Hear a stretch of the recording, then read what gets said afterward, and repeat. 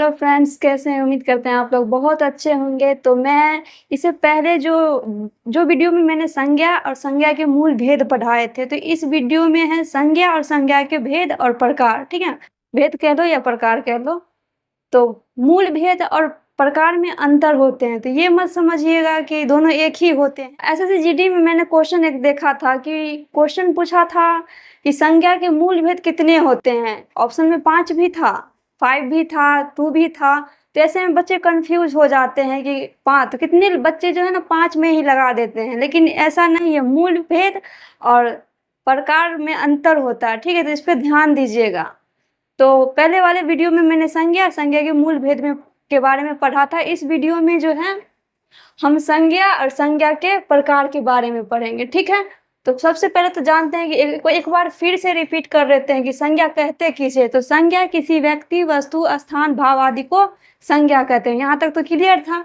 अब चलते हैं संज्ञा के प्रकार कितने होते हैं या भेद कितने होते हैं। ठीक है, तो संज्ञा के भेद जो होते हैं ना 5 होते हैं। ठीक, 5 होते हैं। तो कौन कौन से? तो व्यक्तिवाचक, जातिवाचक, भाववाचक, द्रव्यवाचक, समूहवाचक होते हैं। ये 5 होते हैं। ठीक है, फिर से आपको मैं बता दे रही हूँ। ठीक, व्यक्तिवाचक, जातिवाचक, भाववाचक, द्रव्यवाचक, समूहवाचक, तो ये संज्ञा के भेद होते हैं या प्रकार भी बोल सकते हैं। तो अब सबसे पहले तो जानते हैं कि व्यक्तिवाचक संज्ञा किसे कहेंगे। तो जिस संज्ञा से किसी खास व्यक्ति या वस्तु, स्थान का बोध हो उसे व्यक्तिवाचक संज्ञा कहेंगे। कितने लोग कहते हैं कि व्यक्तिवाचक है तो व्यक्तिवाचक किसी खास व्यक्ति का ही बोध होगा, लेकिन नहीं, यहाँ पे खास स्थान का भी बोध होगा, वस्तु का भी होगा, व्यक्ति का भी होगा। ठीक है, आप जैसे मैं कह सकते हो दिल्ली, जयपुर, अफ्रीका, महात्मा गांधी और बहुत सारे एग्जाम्पल दे सकते हो, जैसे पंडित जवाहरलाल नेहरू, नरेंद्र मोदी, ये सब भी हो सकता है। ठीक है, तो अब चलते हैं जातिवाचक पे।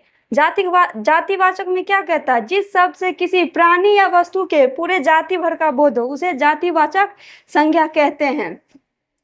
अब देखो, जैसे में क्या होगा, कुत्ता, बिल्ली, फूल, वृक्ष इत्यादि। ठीक है, तो एक लड़की है तो लड़की भी जाति हो गया। ठीक है, लड़का भी जाति हो गया। अब जरूरी नहीं कि जितना एग्जाम्पल मैंने दिया है वही होगा। ठीक है, तो आप और सोच के बता सकते हो, जैसे गाय भी जाति हो गया, गाय का भी एक जाति होता है, भैंस का भी जाति होता है, बंदर का भी जाति होता है। बहुत सारे ऐसे चीज हैं जिनके जाति अलग अलग होते हैं। ठीक है, तो जातिवाचक भी क्लियर है। मैं फिर से बता दे रही हूँ, जिस शब्द से किसी प्राणी या वस्तु के पूरे जाति भर का बोध हो उसे जातिवाचक संज्ञा कहेंगे। ठीक है, तो जातिवाचक भी क्लियर है। अब जानते हैं भाववाचक के बारे में।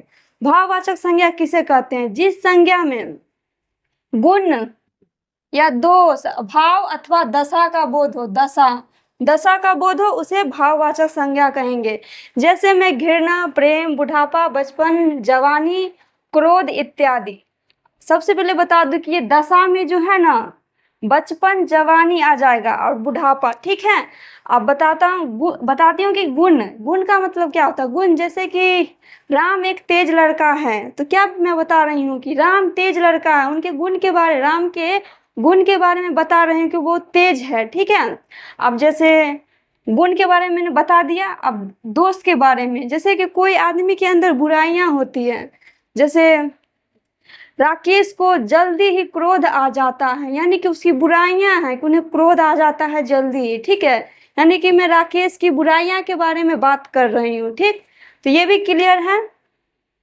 अब भाव के बारे में तो जानते हैं, मैंने बताया था आपको इससे पहले वाले वीडियो में कि भाव जो आपके अंदर पैदा होता है। ठीक है, जो आप फील करते हो, जैसे क्रोध, ये भी प्रेम, घृणा, ये सब भाव में आ जाते हैं। और दशा में तो मैंने बता ही दिया कि बचपन, जवानी, बुढ़ापा आ जाता है। ठीक है, यहाँ तक क्लियर है।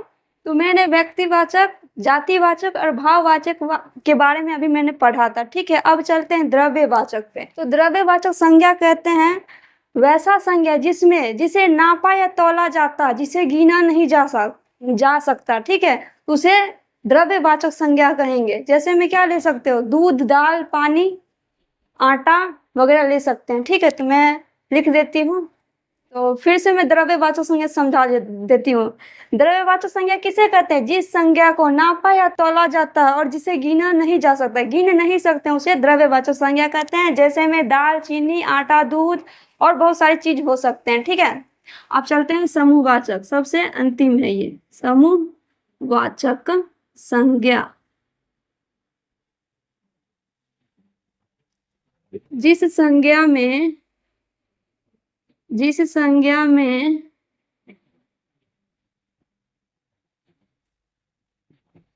किसी व्यक्ति, वस्तु, स्थान के पूरे समूह भर का बोध,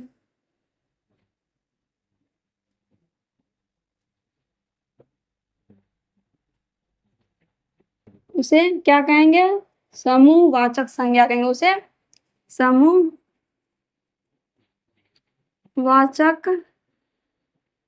संज्ञा कहेंगे, कहते हैं।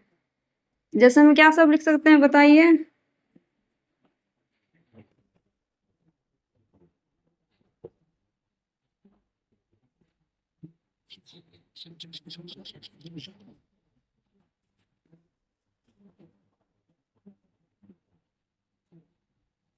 तो अब चलते हैं समूहवाचक संज्ञा में। समूहवाचक तो द्रव्यवाचक क्लियर था। समूहवाचक में क्या कहते हैं? समूहवाचक संज्ञा किसे कहेंगे? तो जिस संज्ञा में किसी व्यक्ति या वस्तु के पूरे समूह भर का बोध हो उसे समूहवाचक संज्ञा कहेंगे। जैसे में क्या ले सकते हैं? बाजार, कक्षा, परिवार, सेना।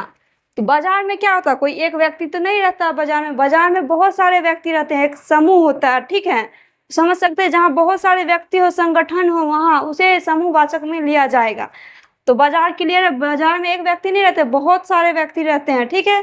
कक्षा में एक व्यक्ति तो नहीं पढ़ते हैं, इसमें भी बहुत सारे साथ में पढ़ाई करते हैं विद्यार्थी लोग, तो इसमें भी समूह होता है, बहुत सारे लोग पढ़ते हैं। परिवार में भी एक व्यक्ति नहीं होते हैं, बहुत सारे व्यक्ति होते हैं, इसीलिए इसे समूहवाचक की उदाहरण दे रही हूँ, ठीक है। सेना भी अकेले नहीं रहते हैं, सेना भी संगठन के साथ रहते हैं, समूह में रहते हैं, ठीक है।